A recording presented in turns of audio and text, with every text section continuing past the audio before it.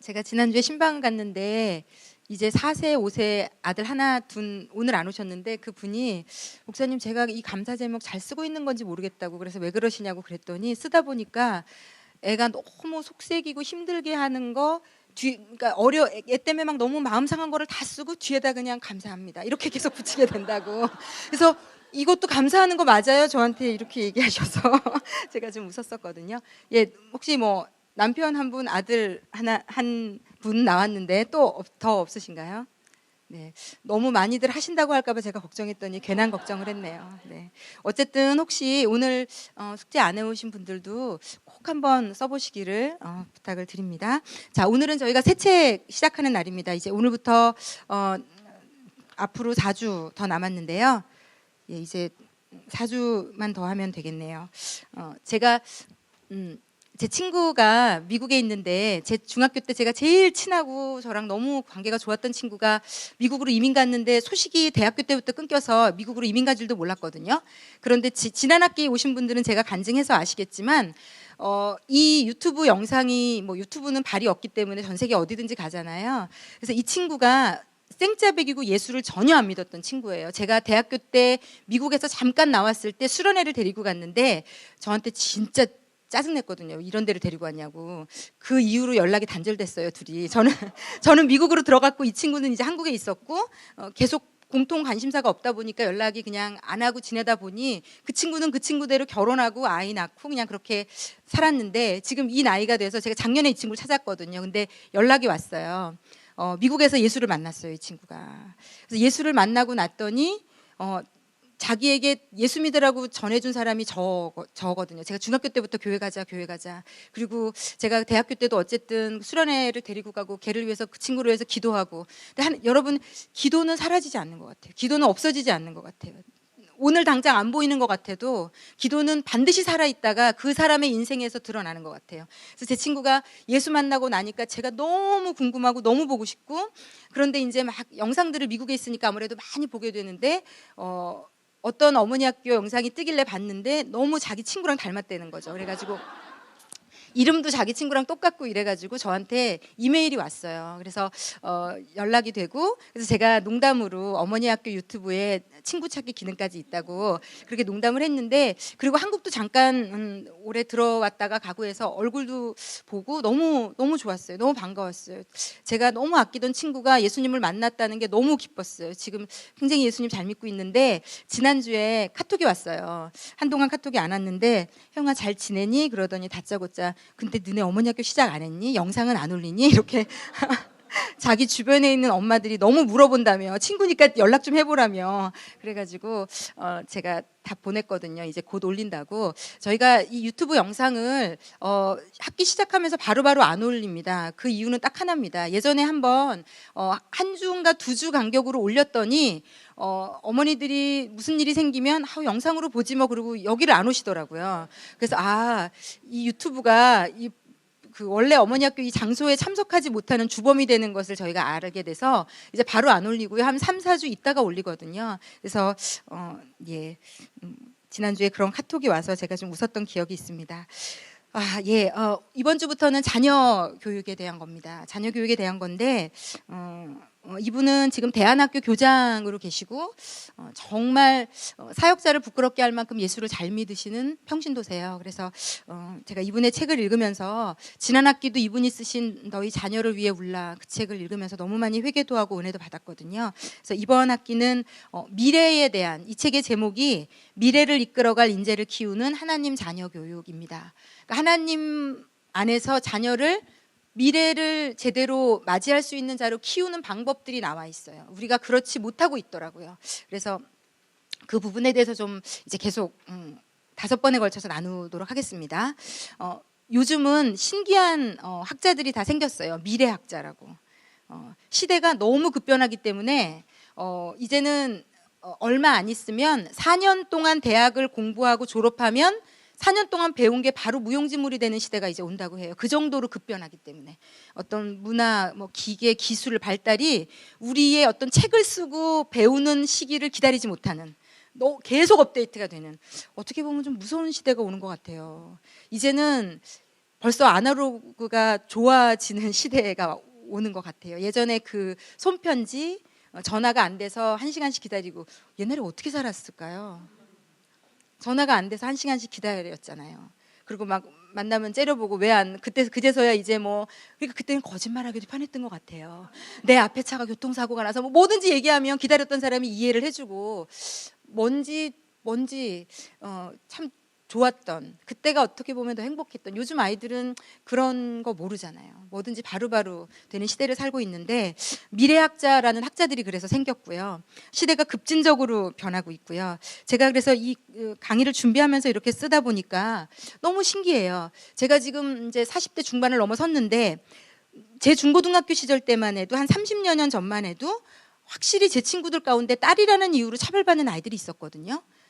아직도 기억나요. 너무 똑똑하고 얼굴도 이쁘고 공부도 잘했는데 딸 쌍둥이가 위에, 얘가 첫째였어요. 근데 딸 쌍둥이였고요. 둘째도 딸 쌍둥이였거든요.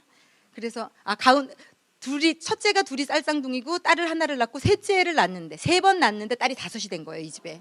그래서 이 아버지가 술만 마시고 막 들어오면 횡패를 부리시고 딸만 있다고 막, 제가 볼 땐 너무 예쁘고 공부도 잘하고 아이들이 다 부러워하는 아이인데, 제가 70년생인데 제가 중고등학교 시절만 해도 딸은 취급 못 받고 딸 난 엄마들이 눈치 봐야 되는 시대였어요. 그런데 불과 한 20-30년 만에 이 딸바보라는, 지금은 거의 아들은 찬밥이고요. 이거 검사, 아기 가진 거 알고 검사는요, 여기 계신 저희 권사님 테이블 2테이블은 전혀, 우리 한 권사님 전혀 있을 수도 없고 이해할 수도 없다. 지금 제 얘기가 당신 얘기인 줄 알고 지금 표정이 풀어지셨는데, 이게 무슨 말이냐, 이게 천지가 개벽할 얘기다 막. 네, 우리 권사님 누구신지 모르시니까, 우리 권사님은 딸 손주랑 아들 손주랑 비교가 안 되는 분이 계시거든요. 제가 아주 사랑하는 권사님이신데. 네. 근데 아니, 불과 그랬던 시대인데 지금은 진심으로 딸을 더 좋아하는 시대가 됐어요. 어떻게 이렇게 한 세대도 가기 전에 이런 일들이 있을 수가 있지? 너무 많은 것들이 변했어요. 정말 저희 아이가 2000년생인데 저희 아이를 가졌을 때만 해도 대한민국 병원에서 딸인지 아들인지를 알려주는 게 불법이었어요. 왜 그랬을까요? 네, 아들이 아니면 지웠기 때문에 못 알려주게 했어요. 그래서 의사가 아들인 집은 알려주고 싶어가지고 애기 옷 살 때 파란색으로 사세요, 막 이렇게 아들이라고 얘기하면 어쨌든 성별을 알려주면 불법이니까 너무너무 부모님이 기뻐하시겠어요, 이렇게 슬쩍슬쩍 멘트를. 나는 불법을 행하지 않았다. 내 부모님 기뻐하겠다고 얘기하지 않았냐. 파란색 옷 입히라고 하지 않았냐. 내가 언제 아들이라고 얘기했냐. 막 이렇게. 딸은 얘기 안 하죠. 아예 얘기도 안 하죠. 혹시 의사 선생님 대부분 얘기 안 하고 낙태할까 봐. 그랬어요. 2000년에 저희 아이를 낳을 때만 해도. 그런데 정말 지금은 막 딸이라고 막 기뻐서 파티하고 막 이러는, 어떻게 이렇게 생각, 가치관. 그래서 좀 제가 늘 얘기하지만 많이 생각해 보셔야 될 일이에요. 여기 뭐 책도 많이 읽고 나름대로 철학적 사고를 가지신 분들도 많겠지만, 그분들의 사고를 제가 우습게 보거나 절대로 무시하는 건 아니지만, 세상의 사조는 너무 급변한다는 거. 오늘 옳았던 게 앞으로 1년 뒤에 어떻게 될지 아무도 장담할 수 없다는 거. 오늘 철석같이 믿고 내가 따랐던 게 이게 뭐 아무것도 아닌 일로 되는 거는 시간 문제일 수 있다는 거. 제가 기술도 너무 발전하고 있잖아요. 제가 미국에 갔을 때만 해도 90년대 초반인데 손으로 다 써서 리포트 내고, 이제 미국에서 그때 막 컴퓨터가 나와가지고 이제 교수가 2가지로 다 받았어요. 손으로 쓰는 것도 받고 컴퓨터도 받는데, 컴퓨터로 리포트 내는 거를 장려했었거든요. 그런데 지금은 뭐 손으로 내면 교수가 안 받아주겠죠. 이게, 그리고 제 제자가 스마트폰이 처음 나왔을 때 혹시 기억하세요? 저희가 그 무기 같은 핸드폰도 막 들고 다니고 그랬잖아요. 근데 스마트폰 처음 나왔을 때 이 친구가 약간 기계치거든요. 그 설명서를 다 읽고 이거를 연구하다가 지하철에서 이제 처음 개봉을 해가지고 막 공부하다가 너무 머리에 피가 거꾸로 쏠리는 것 같아가지고 지하철 타고 가다가 내려가지고 토를 하셨다는, 그래서 저한테 그걸 간증을 했어요. 그래서 제가, 야, 이 시대가 너무 급변하고 있다. 그런데 또 우리 2-3살 아이들은요, 핸드폰 주면 누가 가르쳐주지 않아도 밀고 땡기고 옆으로 밀고 막 다 쓰거든요. 이 아이들은 마치 누군가가 이 뇌에 이런 것들이 미래는 이렇게 될 거야, 이 아이들에게 장착해 놓은 것처럼. 그래서 결국은 이 책이 미래에 대한 부분은 지금 우리 시대가 생각했던 만큼 생각하고 아이를 키우면 제대로 키울 수 없다는 것, 거기에 대한 인식이 먼저 엄마들에게 있어야 된다는 거. 왜냐하면 대한민국의 교육계는 엄마들이 다 쥐고 흔들고 있잖아요. 치맛바람부터 모든 것들을 결국은 어머니들이 쥐고 있거든요. 그래서 저는 기도하면서 한 분이라도 하나님의 사고방식을 가질 수 있다면 제가 이 사역을 하는 하나님이 주신 보람이 있겠다. 그리고 그런 사명을 가지고 지금 저 나름대로는 이 사역을 하고 있거든요. 근데 문제는 우리가 변하지 않는다는 것. 내가 잘할 때 좋았던 것들을 아직도 나는 아이에게 고수하고, 여러분, 우리가 변호사가 이렇게 흔하고 많아질 줄 몰랐고요. 요즘은 의사 변호사가 저 잘할 때 의사 변호사인 시대가 아니에요. 비교가 불가합니다.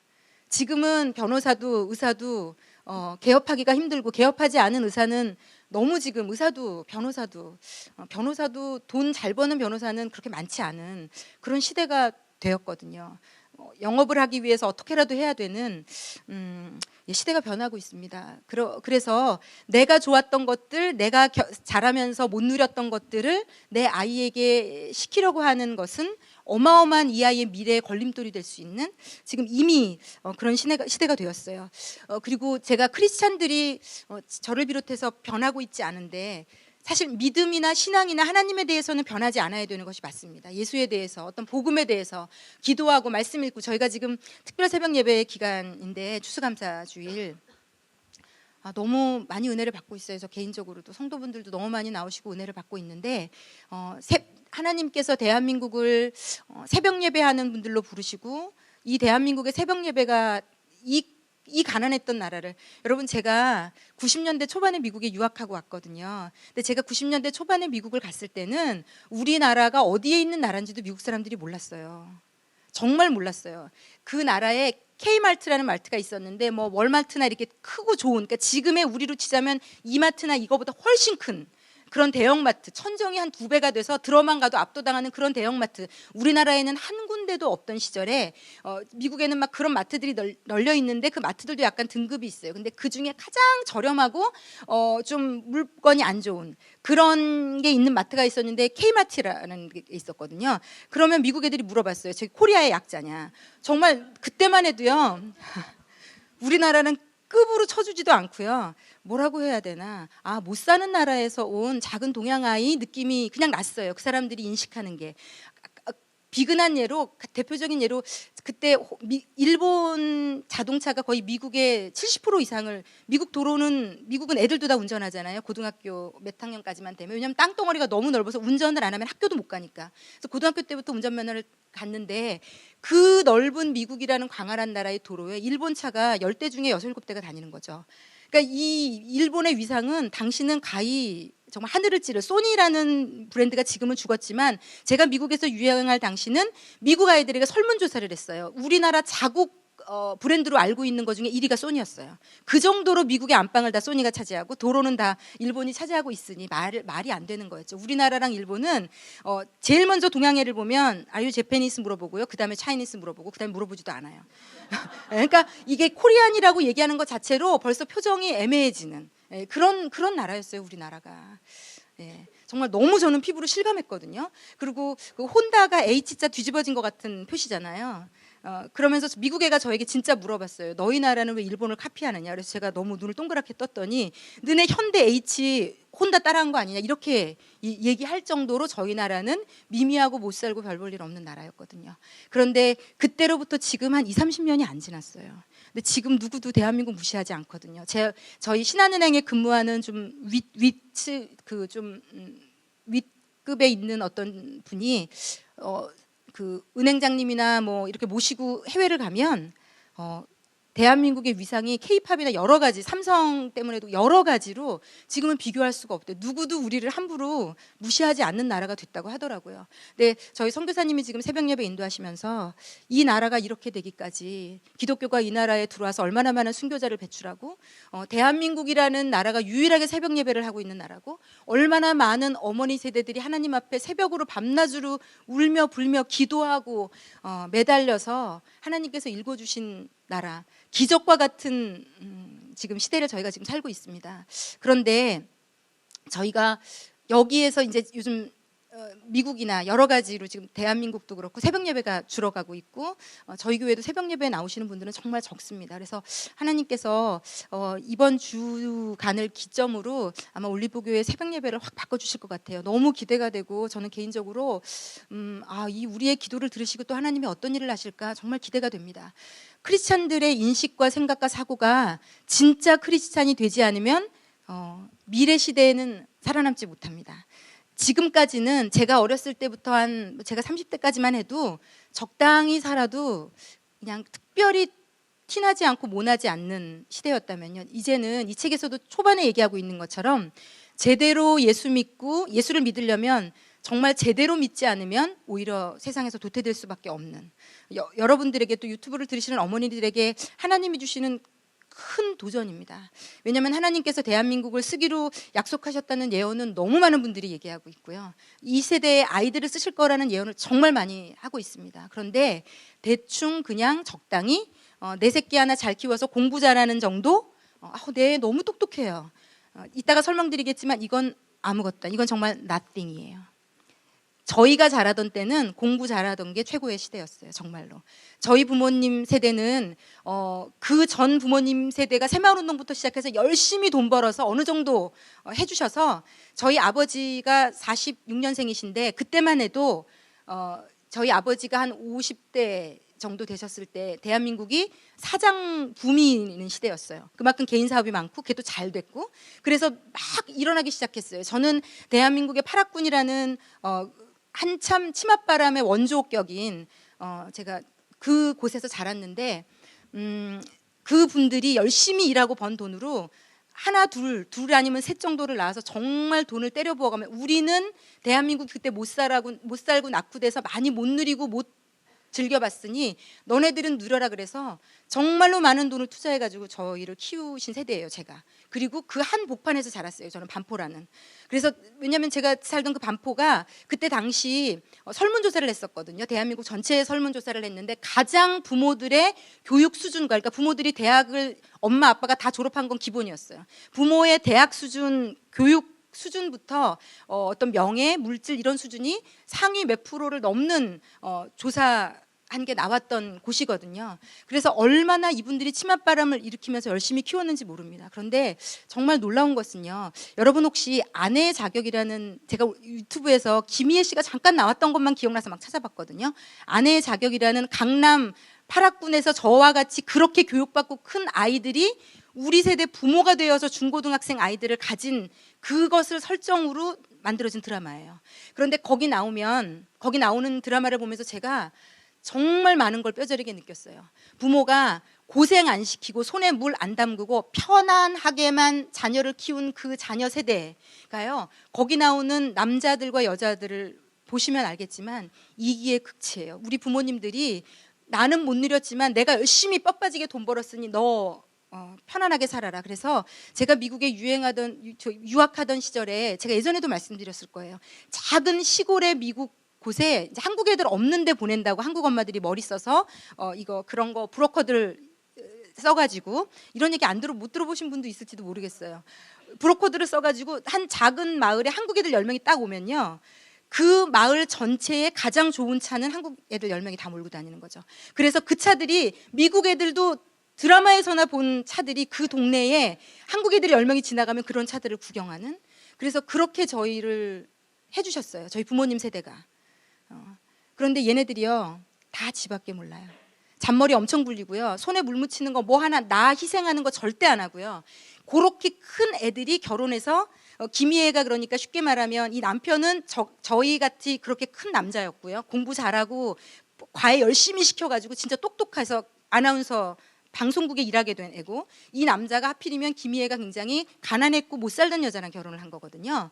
그런데 그 집안 자체가 이제 이 여자를 막 개무시하고 막 이런 말도 안 되는 일인데 제가 이렇게 생각해 보니 제 세대가 그런 것 같아요. 그렇게 큰 애들이 그래서 저는 요즘 제가 교회를 다니면서도 여러분 느끼는 게 있어요. 좀 생각을 하셨으면 좋겠었어요. 우리의 패러다임이 좀 바뀌었으면 좋겠었어요. 왜냐하면 고생하고 가난하고 못 살았던 시대, 공부를 많이 못했던 본인이 그랬던 시대일수록 악착같이 내 애는 똑똑해야 돼, 공부 잘해야 돼, 학원을 돌려서라도 여기에 양보하지 않습니다. 타협하지 않습니다. 그런데 지금은 이 책에서도 얘기하고 있는 것처럼 남들보다 공부 잘하고 똑똑한 걸로는 아무짝에도 못 쓰는 시대가 왔어요. 여러분, 이미. 지금 우리가 키우는 아이들은요, 얘네들이 크는 시대에는요, 자기 하나 똑똑한 걸로 먹고 사는 시대는 끝났어요. 예, 정말 끝난 시대입니다. 그래서 내 아이 공부 잘하는 걸로 막 기뻐하시려면 굉장히 뒤처지는 엄마요 부모라고 보시면 돼요. 이 생각을 바꾸시지 않으면 아이는 시달리고 결과론적으로 얘가 20, 30대, 30, 40대가 됐을 때는 정말 고통스럽고 슬플 수밖에 없는. 그래서 제가 왜 이 아내의 자격이라는 드라마까지 얘기하면서 여러분에게 말씀을 드리냐면, 저야말로 그 한복판에서 자란 사람이고 제 친구들은 저보다 더한 친구들이에요. 정말로 정말 좋은 부모 밑에서 정말 많은 걸 누리고 자란 아이들이에요. 그런데 왜 그렇게 이기적일까요? 왜 그렇게 만족이 없을까요? 왜 그렇게 지밖에 모를까요? 더 그렇게 부자로, 저희 반포에 살던 아파트에 주차장을 처음 만들던 시대에는 그렇게 잘 살지 않았기 때문에요. 저희가 한 10몇 년 됐을 때 살았던 것 같은데 주차 공간이 없어가지고요. 왜냐하면 한 집에 그때 시대에 차를 2-3대씩 굴렸거든요. 그러니까 대한민국에서 어느 정도 이상을 가장 누리고 살던 아이들이에요, 제 친구들은. 그런데 이 아이들이 행복하지 않아요. 지금도 행복하지 않아요. 이 친구들이 제가 한 벌써 10년 전에 들었는데, 강남에 아주 물 좋은 유부남 유부녀들이 온다는 나이트클럽 가서 밤을 지새고 놀며, 예, 거기 가면 제 고등학교 출신들 다 만난다 그러더라고요. 여러분, 되게 웃기지만 슬픈 얘기예요. 왜냐하면 그 부모들은 자신의 인생을 걸고 아무것도 손에 물 안 묻히고 집에 일하는 분 들여가며 그렇게 키운 아이들이거든요, 대부분. 물론 그렇지 않은 아이들도 있다는 걸 압니다. 그런데 많이들 그래요. 왜냐하면 드라마는 그 시대의 흐름을 반영하거든요. 그리고 제가 알고 있는 친구들은, 많은 친구들이 그렇습니다. 일반적인 아이들, 저랑 가까웠던 아이들이 아니라 소문으로 듣는 고교 동창생들에게 얘기를 들으면 이혼했다는 아이들, 뭐 어떻게 했다는 아이들, 이런 얘기들을 정말 많이 듣습니다. 왜? 뭐가 문제일까요? 그렇게 남들은 다 부러워하는 환경에서 부모가 정말 돈을 쳐발라가며 유학 다 시켜가고 별의별 걸 다 해가며 20대 때 자동차 사주고 안 누려본 게 없는 아이들을, 제 친구들은 20대에 거의 다 차 샀거든요. 대한민국의 모든 사람들의 부러움을 받고 자란 아이들이 지금 행복하지 않아요. 정신 똑바로 우리가 차려야 돼요. 내 아이에게 뭘 주고 싶어서 결심해야 될 건지. 그런 편안함을 주고 싶다면 그 편안함이 과연 이 아이를 행복하게 할 건지, 안 행복하게 한다는 걸 얘기 드리고 싶은 거거든요. 행복하게 하지 않습니다. 어떻게 하면 이 아이가 편안함을 누릴까? 예, 저희 담임 목사님이 편안함을 추구하며 키우면 아이는 망가진다. 사람은 예수가 주는 진짜 평안함이 있을 때 가난해도 좋고 명예가 없어도 좋고 좀 모자라도 좋고 제대로 살 수 있다. 이건 정말 진리입니다. 그래서 저의 나이 분기점만 해도 어쨌든 잘 살고 못 살고 공부 잘하고 이런, 근데 모르겠어요. 제가 볼 때 80년대 한 초중반까지만 해도 그런 것 같아요. 공부가 다인 것처럼. 내 새끼 공부 1등 했어요. 그거 정말 아무것도 아닐 수 있는 시대로 가고 있습니다. 우리가 이 사고방식이 새로워지지 않으면요, 예수 믿으면서도 하나님 우리의 1등하게 해주세요, 그 1등이 소용이 없는 시대라는 걸 모르고 뒤처진 생각을 가지고 계속 그렇게 살려고 발버둥을 칠 수 있습니다. 제가 그 인터넷에 하여튼 신앙도 잘 가지셔야 돼요. 저희가 잡신을 믿는 것처럼 하나님을 믿는 사람들이 너무 많거든요. 하나님께 빌려고, 내 삶을 조금 편하게 살려고. 우리 하나님은 그런 분 아닙니다. 우리 하나님은 내 아쉬움을 달래주고 내 부족함을 채워주고 나 좀 괜찮게 살게 해주는 그 정도의 신이 아닙니다. 내가 적당히 이용해 먹을 수 있는, 내가 내 정성을 쏟고 돈 좀 갖다 바치면 나에게 복을 주는 그런, 굉장히 그런 것 자체를 굉장히 뭐라고 그래야 될까요? 하나님은 굉장히, 제가 단어가 갑자기 안 떠오르는데, 자존심 상하는 것보다 더 위의 단계인데요. 엄청 하나님은 하여튼 마음 하시는, 제가 읽었던 기사에 엄마가 모태신앙인데 아이를 주일 예배, 수요 예배, 금요 예배, 새벽 예배를 다 끌고 다니고, 고등학교 된 아이를 새벽 예배 안 간다고 매를 때려갖고 깨우고, 이 아이는 36이 됐는데 엄마의 신앙뿐만이 아니라 모든 종속관계에서 엄마와 분리가 안 되며 극도의 불안감에 시달리며 그렇다고 믿음도 전혀 없는 이런 맹목적인 신앙으로 너도 기도하면 복받아. 너 기도해서 시험 보기 전에 고3 되면 한 달 동안 뭐 금식하며 기도하고 이게요. 더 기도를 많이 하면 하나님이 내 아이를 좋은 데 보내주시는 이런 차원이 아니라는 거죠. 사실 이게 이 기독교적 차원의 우리의 정신 개조가 사실 너무 필요한 시대입니다. 너무 필요한, 내 아이 하나만 복받는 그런 이기심을 하나님 기뻐하지 않으시거든요. 제가 늘 얘기하잖아요. 지금 이 시대는 이 책에 서번트 리더십이라고 이제는 리더가 군림하는 리더, 갑질하는 리더의 시대는 끝났습니다. 우리가 그랬거든요. 네가 진짜 공부 많이 해야 밑에 사람 많이 거느려. 그리고 넌 편하게 살아. 너 손에 물 안 묻히고 살아. 지금은 손에 물을 리더가 묻혀야 존경받고 인정받는 시대로 넘어갔어요. 이제는. 그런데 아이에게 공부 열심히 해서 손에 물 안 묻히고 군림하고 인정받고 너는 편안하게 살아라. 그런 리더가 필요 없는 시대가 됐습니다. 그래서 너무 똑똑해서 나밖에 모르면 사회에서 쓰임받지 않아요. 오히려 더 차라리 무식해서 겸손하면 어디라도 데려다 그 사람을 쓸 수 있는데 똑똑하고 공부 잘하고 지 잘난 맛에 사는 인간은 어디에도 쓸 수 없어요. 제가 지금부터 벌써 10년 전인데 원자력병원 원장님이 저한테 해주신 얘기가 있어요. 의사들도 대학에 다 평준화가 돼서 이제는요. 서울대나 지방대나 의과를 갔다면 어느 정도 평균화됐다고 보면 된다고 얘기하시더라고요. 그래서 이제는 서울대 나온 의사들을 뽑지 않는다고 얘기하시더라고요. 그러면서 지금 이제 10년 전인데도 의사를 인성을 보고 뽑기 시작했다고 얘기하시더라고요. 왜냐하면 서울대 나오고 책상에 앉아서 공부만 잘했던 인간들이 인간성이 더러우니까 이 사람들이 동료 의사들과 잘 어울리지 못하고 환자들에게 불친절하고 지잘난 맞아 살고 그래서 차라리 학벌이 조금 떨어져도 인간성이 괜찮아서 환자 귀한 줄 알고 동료들 귀한 줄 아는 사람이 사람을 뽑게 된다고. 이제 서울대 나온 1등 했던 의사를 뽑는 시대는 지났다는 얘기를 10년 전에 그 원자력병원 원장님이 저에게 해주셨어요. 지금은 시대가 그렇게 이미 예수가 없더라도 바뀌었습니다. 어떻게든지 공부 잘하려고 애들을 학원으로 돌리고 너는 특별나야 돼. 뭔가 특별히 잘해야 돼. 이걸로 먹어주던 시대는 이미 끝나고 있습니다. 아이가 아까도 말씀드린 것처럼 기도나 우리의 생각하는 틀이 정말 넓어지셔야 돼요. 내 아이 이 시험 붙게 해주세요. 그 시험을 내 아이는 붙고 그 시험에 떨어져서 울고 있는 아이를 보며 박수치며 기뻐하는 우리 하나님 우리 아이를 사랑하신다고 우리 아이의 기도에 응답하셨다고 이기의 극치입니다.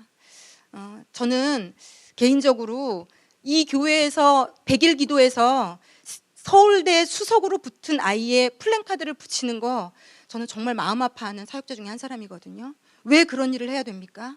그러면 서울대를 가지 않고 지방의 작은 대학에 간 아이는 잘못된 겁니까? 제가 읽었던 책에서 잘 사는 사람 못 사는 사람 이 말 자체가 잘못됐더라고요. 저희가 이러한 세계관을 대한민국에서 배웠어요. 어릴 때부터. 부자를 잘 사는 사람이라고 얘기하죠. 가난한 사람을 못 사는 사람이라고 얘기합니다. 돈이 많다고 해서 잘 사는 사람이 아닙니다. 그렇지 않아요, 사실? 그런데 우리가 대한민국이 너무 못 살았기 때문에 우리가 뼛속 깊이 학교 유치원부터 배운 사고는 부자는 공부 잘하는 사람은 교수, 변호사, 의사는 잘 사는 사람이에요. 그 사람이 어떤 인간성을 가졌든지 다른 사람에게 어떤 모멸감을 주든지 상관없어요. 저 사람은 잘 사는 사람. 가난하고 못 배우고 못 가졌으면 못 사는 사람. 그런데 그렇지 않다는 거죠. 가난해도 잘 사는 사람은 있는 거고요. 부자여도 못 사는 사람이 많은 시대예요. 그리고 하나님 보시기에는 정확히 그렇습니다. 잘 살아서 교만하고 나밖에 모르고 내 새끼 위해서 죽도록 기도하고 나를 못 벗어나는 사람. 내 새끼는 합격했는데 옆집에 아이가 떨어져서 우는 것을 보며 아무렇지도 않은 크리스찬들. 우리 하나님은 그런 못돼 먹은 이상한 신이 아니시거든요. 우리 애는 꼭 붙여주세요. 저는 그래서 그런 기도가 사실 안 나오고요. 그 교회에 서울대 붙은 아이들이 많은 게 왜 자랑인지 잘 모르겠고요. 물론 하나님 앞에 감사할 수는 있습니다. 그러나 그게 그렇지 않은 아이보다 걔네들이 더 잘된 아이들이 아니라는 거죠. 하나님이 정말로 공부는 못했지만 지방대 출신이지만 그 아이를 통해서 어떤 일을 하실지 아무것도 모릅니다. 그리고 성경은 그렇게 얘기합니다. 하나님은 약한 자를 쓰신다고. 하나님은요 절대로 교만한 자를 쓰실 수 없는 분이에요. 속성이 하나님의 성품, 인격, 속성이 잘난 척 내 힘으로 다 했어요. 나는 너무 뭘 잘해요. 이 마음이 있는 사람은 결단코 쓰지지 않습니다. 하나님께서 어머니 학교를 하실 때 어떤 분을 통해서 저에게 예언을 주시면서 하나님이 그렇게 얘기하셨습니다. 내가 너를 쓰는 이유 딱 하나다.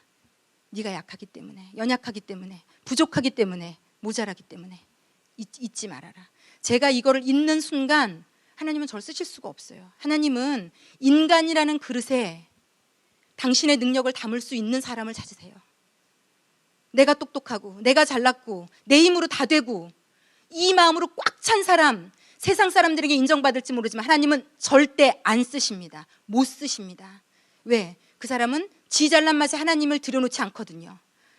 정말 여러분들 명심하셔야 돼요. 내 아이가 1등 한다고 자랑하실 일이 아니에요. 1등 하는 것 때문에 하나님을 받아들일 수 없으면 그 아이의 1등은 저주받은 거일 수 있습니다. 하나님, 저는 부족합니다. 저는 연약합니다. 저는 모자랍니다. 당신이 도와주시지 않으면 안 됩니다가 되는 영혼을 쓰십니다. 누구든, 그게 누구든. 부모 없고 천대받고 뭐 어떤 상황이든 하나님, 저는 당신의 도움 없이면 안 됩니다 라는 마음을 가진 영혼을 하나님은 쓰십니다.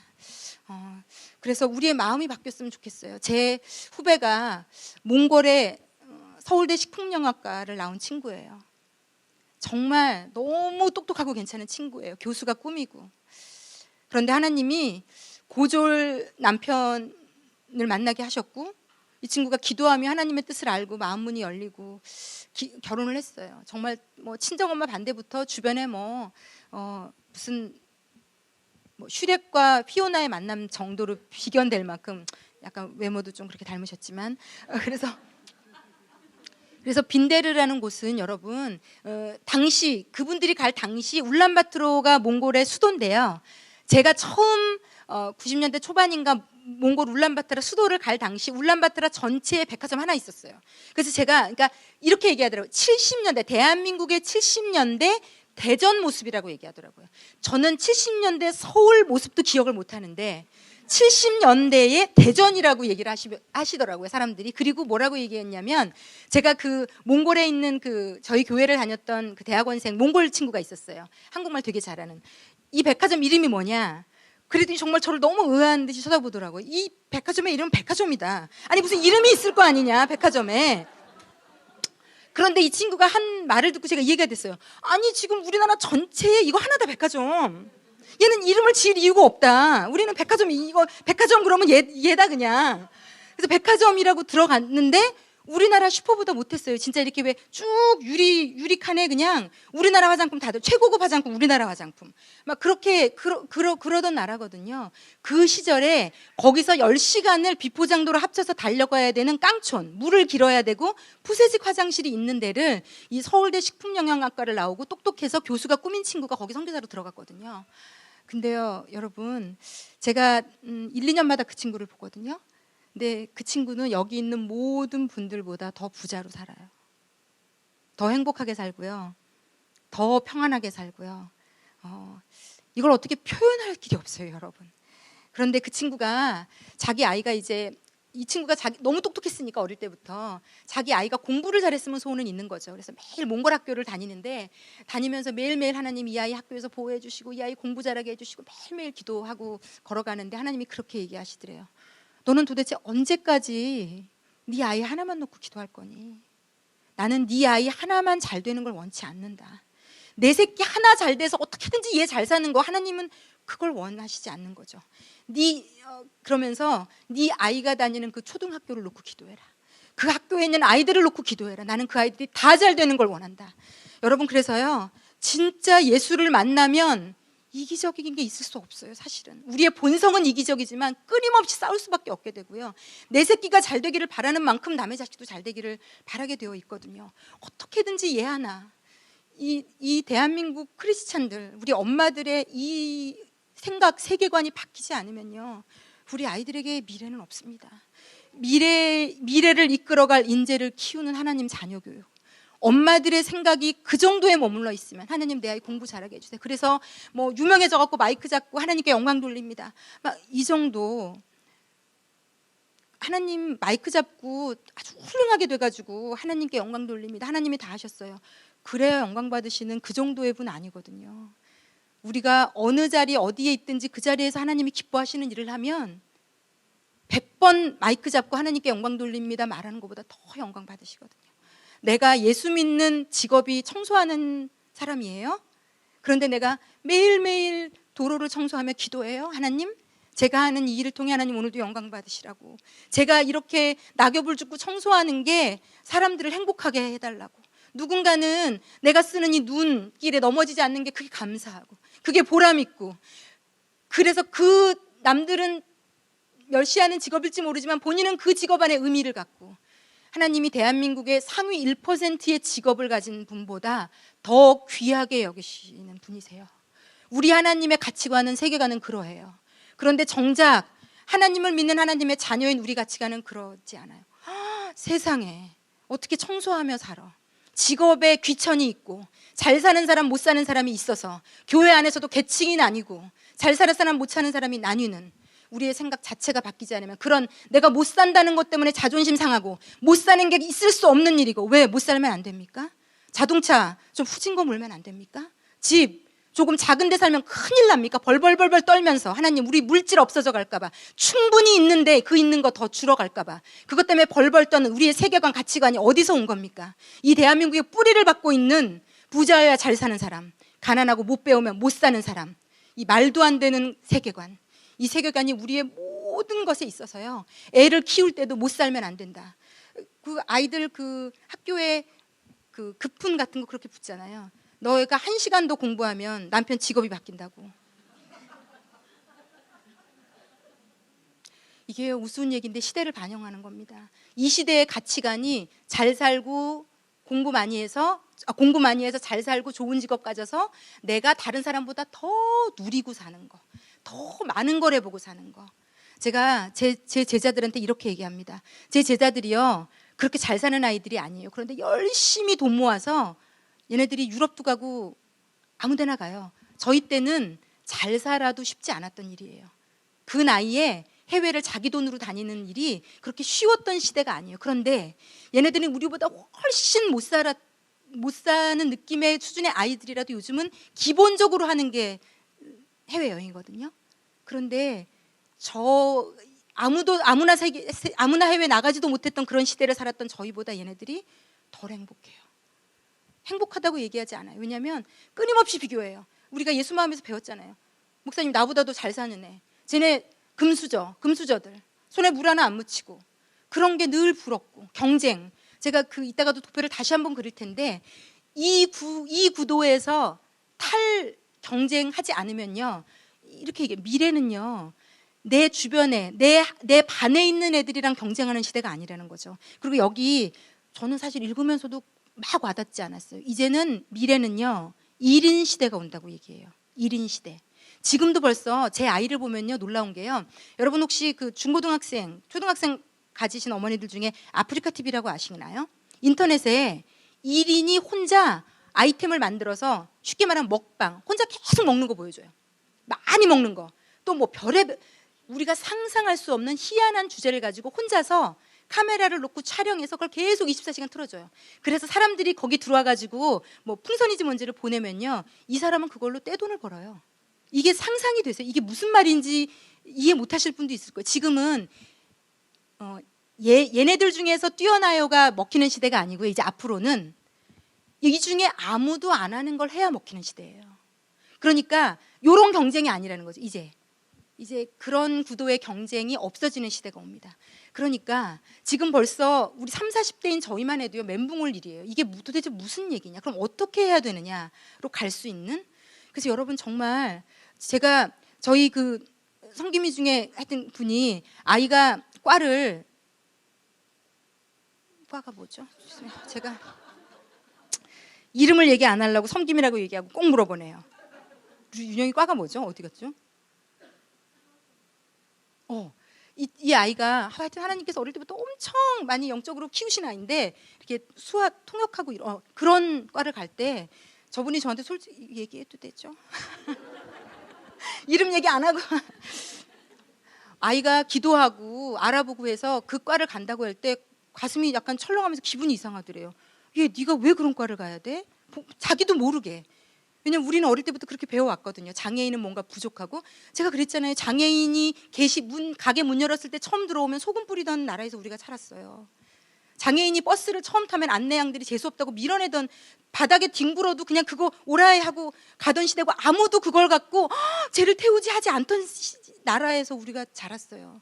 못 살고 장애인이고 눈 멀고 귀 먹었으면 무시받는 게 당연한, 손가락질 받아도 당연한, 그게 모든 대중이 다 손가락질을 해도 괜찮던 시대에서 자랐어요, 저희가. 그래서 아직도 그 세계관과 가치관이 저희에게 있어요. 그래서 예수를 믿고 하나님을 만났으면서도 돈 없으면 큰일 나고, 못 배우면 큰일 나고, 잘 안 되면 큰일 나는, 이 책이 다윗과 골리앗을 정면으로 내걸고 한 권을 다 썼습니다.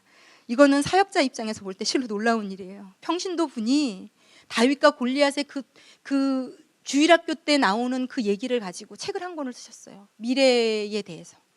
제가 은혜도 받고 도전도 받고 사역자라서 더 많은 생각들을 좀 하게 됐는데, 제가 여기 다윗과 골리앗 모르는 분들이 있을지도 모르니까 잠시 설명을 드리면, 골리앗은 그 이스라엘 사람이 아니었던 사람이고 다윗은 이스라엘 사람이에요.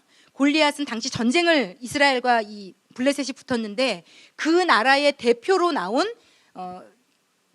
찾아보니까 2m 9cm예요. 2m 90cm. 그러니까 한 3척 되는 사람인 거예요. 그 정도고, 다윗은 그때 들에서 양치던 직업을 가졌던 10대 소년이에요. 10대 소년, 애예요, 애. 그런데 이 애가, 여러분 이건 교회 안 다니셔도 많이 들어보셨을 거예요. 물맷돌 5개로 그 거구인, 가장 그 나라에서 잘 싸운다는 블레셋을 이기거든요. 여러분 이렇게 보시면 돼요. 우리 아이들이 맞닥뜨릴 세상은 이 다윗이 골리앗과 싸우는 것과 똑같다는 거죠. 그런데 이 아이만의 물맷돌이 있지 않으면, 왜냐하면 그때 이스라엘에 최고로 잘 싸운다는 사람, 갑옷 다 갖춰 입은 사람, 정말 잘 간 최고로 좋은 칼을 가진 사람들이 아무도 싸우러 못 나갔어요. 그러니까 이 세상에서 어설프게 뭔가를 잘한다는 걸로 싸우지 못할 세상이라는 거죠. 이제 이 아이들이 감당할 세상은 골리앗과 같이 너무 압도당하는, 이 정도 해가지고 이 세상에 나가서 뭘 하면서 먹고 살겠니? 이렇게 되는 시대가 온다는 거죠. 그렇잖아요. 지금 하이패스 이제 얼마 안 있으면 제가 볼 때 톨게이트에도 사람이 다 없어지는 것 같아요. 점점 사람이 할 수 있는 일이 없어지고 있어요. 사람이 하던 걸 다 기계가 하고요. 정말 우리 아이들이 크면 거의 그렇게 될 것 같아요. 머리가 똑똑해서 하던 것은 다 기계가 할 것 같아요. 이렇게 거대해지는데, 세상은 점점 더 어려워지는데, 우리가 구시대적인 사고방식을 갖고 하나님 앞에 기도하고 있다는 것이 얼마나 안타까운 일인가, 그런 마음으로 이 책을 쓰신 것 같아요. 그래서 역으로 우리는 다윗과 같은 자기만이 가진 물맷돌이 있어야지 사는 시대가 됐어요, 여러분. 그래서 근데 제가 이 책을 읽으면서, 와, 진짜 이제는 예수를 제대로 믿기만 하면 예수 믿는 아이들이 이 세계를 잡겠구나. 하나님이 주신 독특한 은사, 재능, 이거 열심히 개발해서 자기가 좋아하는 거, 하나님 마음 주시는 거. 저는요, 우리 집사님의 아들이 수화 통역을 지금 하고 있는데, 얘를 하나님이 어떻게 쓰실까? 전 너무 기대돼요. 너무 기대돼요. 왜 그런 걸 하지? 아마 이 어머니가 나중에 이 자기의 어떤 그렇게 생각했던 것, 아니 물론 저에게도 와서 너무 부끄러웠다고, 아들 앞에. 아들한테 얘 네가 뭐가 모자라서 그런 걸 하니, 이런 식으로 얘기했더니 아들이 너무 정색을 하면서, 엄마 왜? 그게 뭐가 어때서? 이런 사고를 가졌다는 게 제가 너무 감사했거든요. 너무 감사했거든요. 또 제 제자기도 하니까 큰아들은 지금 하여튼 어디서 일하는데, 거기서 자기가 한 사람이라도 더 뭔가를 이렇게 그 숫자를 채워야 돼요. 자기가 일하는 게 실적이 있어야 돼, 매일매일. 그런데 처음 들어와가지고 초짜라서 실적을 매일 못 올리는 사람이 있는데, 자기가 올릴 실적을 그 사람한테 밀어줬다고 하더라고요. 이제 미래 시대는요, 여러분, 그게 바보가 아니고요, 진짜 그렇게 할 수 있는 사람을 리더로 하나님이 세우실 거예요. 그리고 이 시대가 그런 리더를 원하고 있어요, 지금요. 그래서요, 똑똑하고 공부 잘해서 나밖에 아는 아이들은 그런 사람의 밑에서 일하는 거죠. 지 머리로 할 수 있는 고영역밖에 못 보는, 아무것도 못 보고 지 머리로 한 그것만 할 수 있는, 그래서 넓고 크게 볼 수 있는, 하여튼 요즘 서번트 리더십이라는 얘기가 지금 나오고 있는 게 너무 놀랍고요. 그런데 여러분, 이거 많이 들으신 리더십 아니에요? 2000년 전에 예수님이 하신 리더십이 서번트 리더십이거든요. 누구든지 너희 중에 으뜸이 되고자 하면 종이 돼야 되고, 이게 도대체 무슨 말이에요? 누구든지 너희 중에 최고가 되고자 하면 섬기는 자가 돼야 된다고. 이게 성경을 관통하는 주제예요. 예수를 잘 믿으면 그렇게 된다는 거죠. 누구한테도 군림하지 않고 누구한테도 이래라 저래라 하지 않고 내가 나서서 희생하는, 헌신하는, 내가 섬기는, 그때 그 사람이 진짜 하나님 보실 때 최고의 리더다. 그런데 지금 이 세대가 그렇게 향해 가고 있다는 거예요. 그러니까 여러분, 정말 교회 안에서요 제대로 믿음 가지고 잘 키워야 돼요. 성경에 제가 이 말씀 준비하면서 그 소금, 마태복음 5장 14절이 생각이 났어요. 너희는 세상의 소금이니 소금이 만일 그 맛을 잃으면 무엇으로 짜게 하리요? 후에는 아무 쓸데없이 다만 밖에 버려져 사람에게 밟힐 뿐이니라. 우리가 이제 대충 예수를 믿으면요 아마 우리 아이들이 이 세상에 나가서 말도 안 되게 밟힐 겁니다. 골리앗에게 그렇잖아요. 어설프게 무장하고 덤벼봤자 말도 안 되게 나가 떨어질 겁니다. 골리앗에게는요 평소에 다윗이 들로 산으로 다니면서 하나님이 하게 해주셨던, 하나님이 사자로부터도 양을 보호하게 하시고 늑대로부터도 양을 보호하게 하신 노하우를 그 신앙, 하나님과의 관계 가운데, 신앙생활 가운데, 그때는 교회가 없던 시대니까 하여튼 그것을 지금 현대로 가져오자면 신앙생활하며 하나님과 교감하며 하나님을 제대로 믿으며 그렇게 살면서 그때 훈련받았던 게 결국은 그가 골리앗을 이기는데 주요했거든요. 우리 아이들이요 교회 안에서 제대로 된 믿음을 가지고 자라야 돼요. 진짜 예수가 진짜 전부인 줄 알고 자라야 되고요. 예수가 오늘 아침에 기도한 것처럼 우리의 DNA가 돼야 되고요. 예수가 전부인 줄 알아야 돼요. 내 지식, 내가 잘하는 것은 한순간에 아무것도 아닌 게 될 수 있다는 것을 아는 아이들로 키우셔야 되고요. 아직은 아이들이 어립니다. 벌써 중고등학생 때 그걸 알면 놀라운 일이죠. 그렇기 때문에 엄마로서 우리는 정말로 기도해야 돼요. 하나님, 이런 서번트 리더십을 가진 아이로 자라게 해주십시오. 아무도 청소하지 않을 때 청소할 수 있는 아이. 왜 나만 해야 돼? 가 아니라 내가 하려고 하는 아이. 왜 나만 해야 돼? 이 얘기는 모든 죄된 본성을 가진 우리 모두의 아우성입니다. 왜 나만? 왜 나만? 집사님, 왜 저만 이거 맨날 해야 돼요? 우리 구역에 사람이 몇인데 왜 저만 나와서 맨날 해야 돼요? 왜 나만은 죄된 본성을 가진 우리에게 늘, 목사인 저에게도 늘 있는 왜 나만? 그런데 예수님은요, 하나님은 이 성경에 끝도 한도 없이 내가 보았기 때문에 하는, 내가 보았기 때문에 하는. 여러분, 하나님은 정말 제가 이 말씀 준비하면서 여러분, 하나님은 정의와 공의가 살아있는 분이에요. 왜 열심히 기도하고 막 교회에서 죽도록 살고 삶에서 아무 도덕도 정의도 공의도 없는, 그거 안 되거든요. 하나님이 구약에 이스라엘에 대해서 신랄하게 비판하실 때 왜 너네 세금 마음대로 착취하니? 왜 가난한 사람에게 전당 막 잡고 뇌물 받고, 그러니까 지금 사회에 일어나고 있는 모든 부조리를 하나님이 기뻐하지 않으세요. 교회에 와서 열심히 봉사하고 헌신하면 신호등 막 어겨도 되고, 쓰레기 아무데나 버려도 되고, 장애인 우습게 여겨도 되고, 회사에서 적당히 거짓말해도 되고, 절대로 그렇지 않습니다. 하나님은 그 모든 걸 다 가슴 아파하시고요. 진짜 예수 믿는 사람은 삶이 바뀔 수밖에 없어요. 공의가 살아날 수밖에 없어요. 정의가 살아날 수밖에 없어요. 여러분, 미국이라는 나라가 예수 믿는 나라로 시작해서 저 나라도 저렇게 잘 살게 되었어요. 그래서 제가 미국에 유학 갔을 때 90년대 가장 놀란 게 있어요. 사람들이 어쩜 이렇게 기본 질서를 잘 지키는지. 화장실에 우리나라 대한민국 그때 당시 휴게실이나 이런 데 휴지도 없고 냄새 엄청 나던 시대예요. 지금 깜놀할 화장실이 됐어요. 진짜 휴게실 화장실 놀라워요. 놀라워. 비데가 다 있질 않나. 상상도 못할. 예전에 그렇지 않았나요? 기억나시죠? 90년대 사람이 몸이 얼마나 편안한 거에 익숙해지는지 지금 다 까먹으셨을 거예요. 근데 제가 너무 또렷이 기억해요. 왜냐하면 저는 비교 체험을 했기 때문에. 세상에 화장실이 너무 더럽고 냄새 나는데 정말 먼지 하나 없이 깨끗한 화장실에 휴지들이 차곡차곡 이만큼씩 쌓여 있는 거예요. 저거 누가 안 집어가나? 아무도 안 집어가요. 아무도 안 집어가요. 여러분, 예수를 믿는다는 건요, 정의로워져요, 사람이요. 그런데 지금 왜 우리가 기독교 소리를 듣냐면요, 교회에 와서는 죽도록 너무 많은 시간을 교회에서 사는데 삶으로 아무도 말하고 있지 않아요. 그건 잘못된 겁니다. 이게 저도 그렇고 우리 예수 믿는 분은 잘못된 겁니다. 예전에 하여튼 예수 믿으면서 신호 그냥 빨간불 막 지나가고, 제가 이분은 제가 이름 얘기하지 않을게요. 제가 아는 집사님이 얼마 전에 그 좌회전 할 때 우회전 유턴 할 때 저분 아니에요. 저분 아니에요. 제가 알려드릴게요. 남의 일이라서 그렇게 말씀하신 거였어요. 저분 아니에요. 네.